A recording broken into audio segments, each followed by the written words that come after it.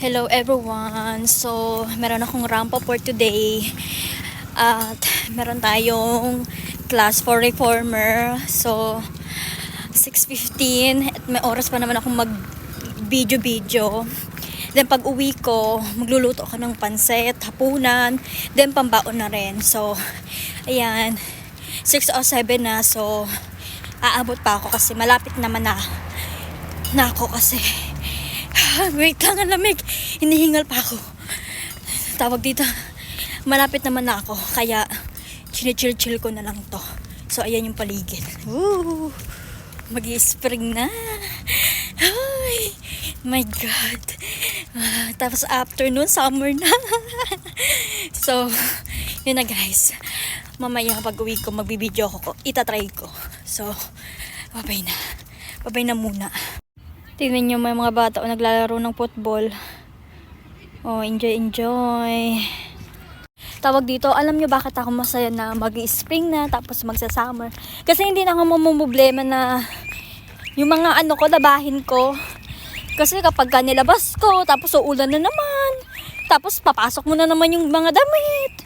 Kaya itong darating na spring tsaka summer, nako, paglaba mo tuyo na agad. Kaya matutuwa talaga ako. Wait lang, may dumaan. Kasama ko ata yung sa reformer. Hello guys! Ayan, nakauwi na ako. Ganito na yung paligid kapag kagabi. Ayan. Uuwing walang pahinga. Magluluto pa ako ng hapunan. Hello guys! Ayan, nakauwi na ako. At you can see, ni-prepare ko na yung paggawa ng pansit, hapunan, at baon din ng ilang araw. So, malaki din yung pagtitipid kapag to. Kaso nga lang, late na. Pero okay lang yan. At least, di ba? Malaki yung pagtitipid ko pagka ganito yung ulam. Pansit.